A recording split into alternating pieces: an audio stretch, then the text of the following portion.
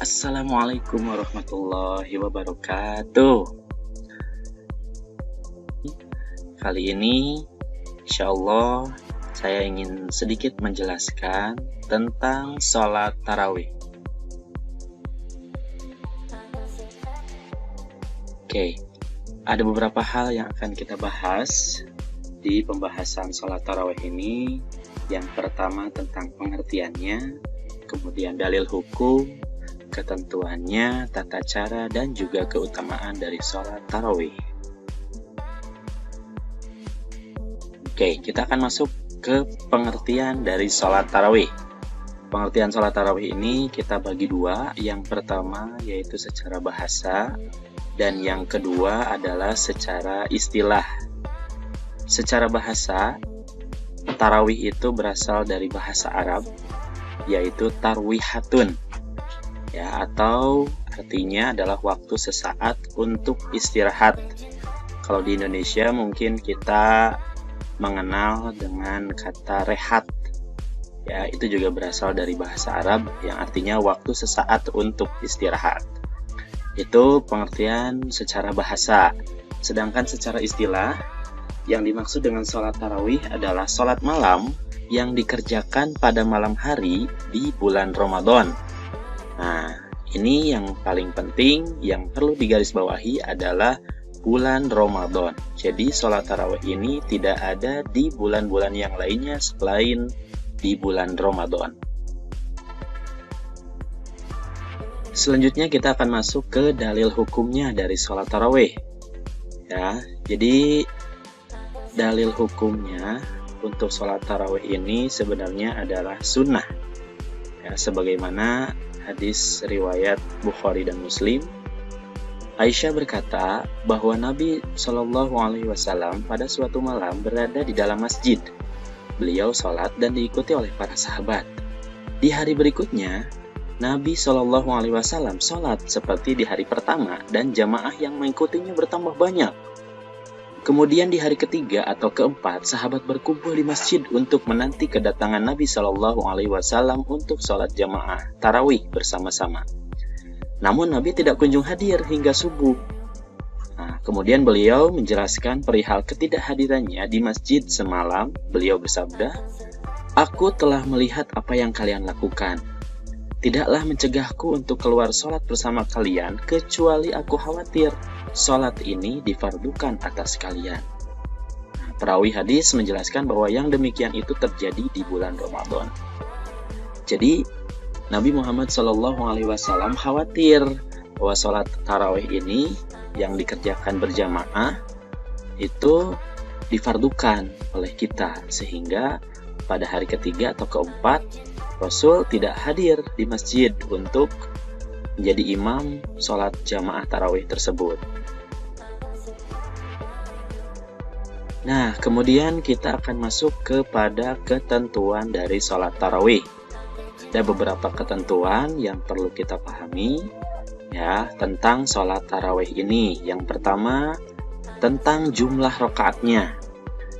Jumlah rakaatnya itu boleh dilakukan 8 atau boleh juga dilakukan 20 rakaat. Nah, kita akan bahas nanti setelah slide ini ya. Ada yang 8, ada yang 20 rakaat. Kemudian yang selanjutnya tentang waktunya. Untuk waktunya tentu saja ini di bulan Ramadan ya, dikerjakan setelah sholat Isya sampai waktu fajar atau sholat subuh.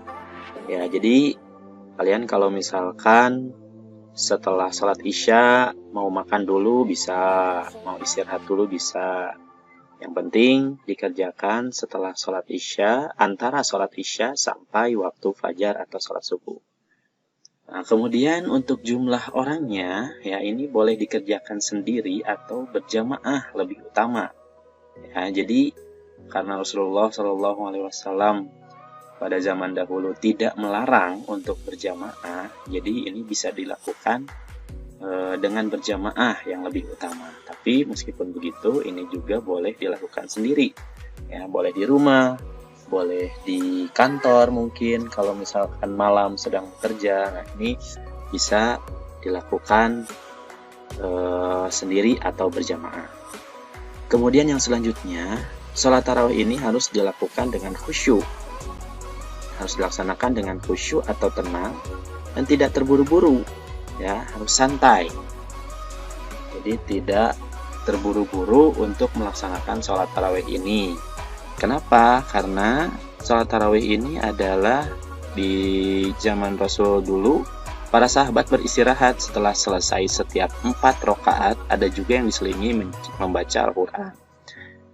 Jadi setelah 4 rakaat selesai, ya, itu dilanjutkan dengan istirahat dulu. Jadi memang di sini harus tenang, harus khusyuk, ya, tidak perlu terburu-buru, tidak boleh cepat-cepat gitu ya.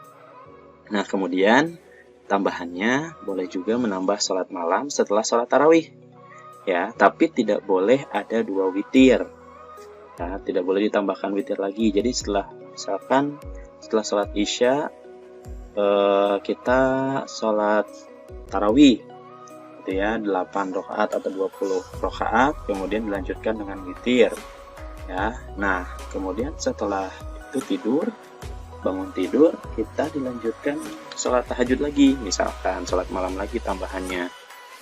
Nah, itu boleh, tapi yang keduanya tidak boleh ada witir lagi, ya. Jadi tidak boleh ada 2 witir dalam satu malam.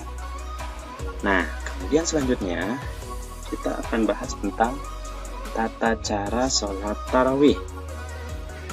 Ini memang ada 2 pendapat, ya, tentang tata cara sholat tarawih ini. Kita akan bahas yang pertama ini pada zaman Rasulullah SAW.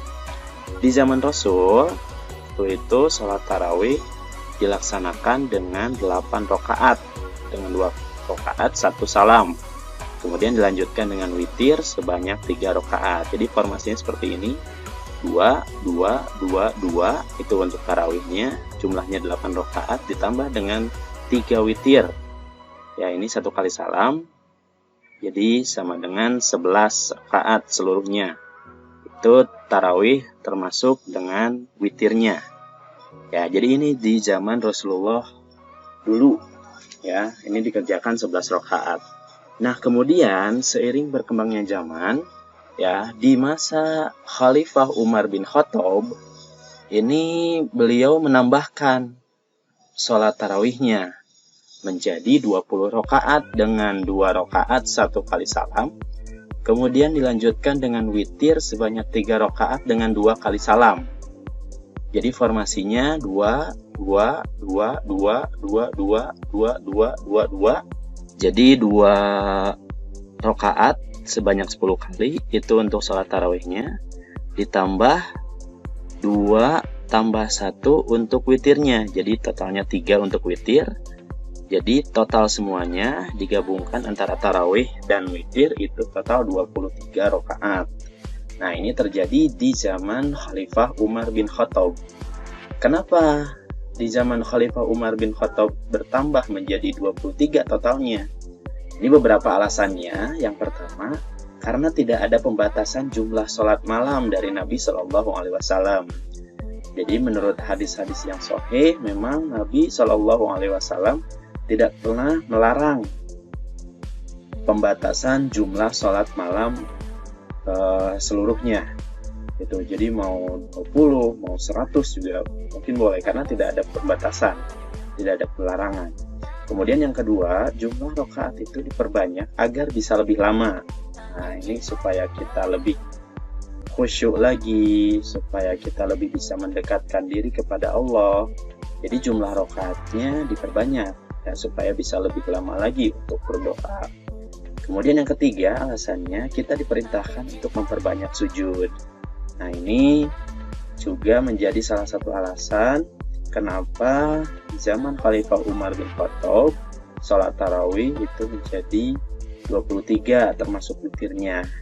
Jadi kita boleh mengambil yang di zaman Rasulullah, ya, untuk 11 rakaat antara tarawih dan witir, atau juga untuk 23 yang sama dengan Khalifah Umar bin Khattab. Keduanya punya landasannya, keduanya punya alasannya masing-masing, tinggal kita sendiri yang memilih yang menurut kita lebih kuat yang mana.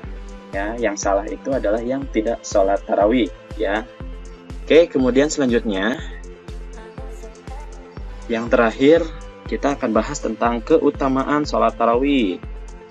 Nih, jadi sholat tarawih ini memiliki banyak sekali keutamaan. Di sini hanya dicantumkan 4 saja. Yang pertama, sholat tarawih itu akan diampuni dosa-dosanya.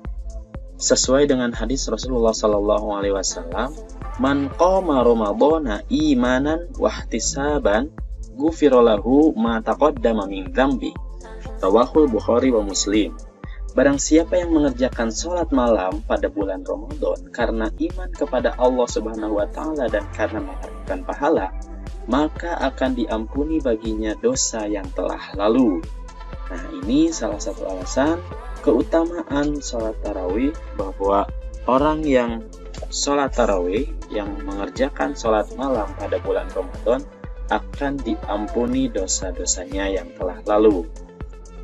Baik, keutamaan yang selanjutnya dari sholat tarawih ini, pahalanya seperti sholat 1 malam penuh. Rasulullah SAW bersabda, sesungguhnya siapa saja yang sholat bersama imam hingga imam itu selesai, maka ia dicatat telah mengerjakan sholat semalam suntuk. Hadis riwayat Tirmizi. Nah, ini jadi keutamaan sholat tarawih, kita bisa mendapatkan pahala meskipun bersama imam hanya 11 rakaat atau 23 rakaat, tapi kalau kita mengikutinya bersama imam hingga imam itu selesai, insya Allah dicatat telah mengerjakan sholat semalam suntuk. Oh, itu adalah keutamaan dari sholat tarawih. Makanya jangan sampai dilewatkan untuk sholat tarawih ini. Kemudian selanjutnya, keutamaan yang ketiga adalah menambah ketaatan kita kepada Allah Subhanahu wa Ta'ala. Sholat tarawih ini adalah sholat yang disunahkan. Sehingga mengerjakan sholat tarawih itu berarti kita mengerjakan ibadah yang disunahkan oleh Allah Subhanahu wa Ta'ala. Menambah ketaatan kita kepada Allah. Kita diperintahkan untuk sholat, kemudian kita kerjakan. Berarti itu menunjukkan bahwa kita adalah salah satu orang yang bertakwa, insya Allah. Kemudian keutamaan yang keempat, sholat tarawih ini bisa mempererat tali silaturahmi. Nah, tadi seperti yang sudah disampaikan bahwa sholat tarawih ini bisa dilakukan secara berjamaah. Nah, kalau sholat tarawih dilakukan secara berjamaah, insya Allah kita bisa bertemu dengan orang lain dan kita bisa mempererat tali silaturahmi antar sesama muslim.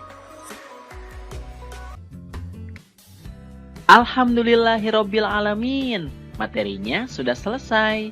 Terima kasih atas perhatiannya dan mohon maaf jika ada kesalahan. Billahi taufik wal hidayah. Wassalamualaikum warahmatullahi wabarakatuh.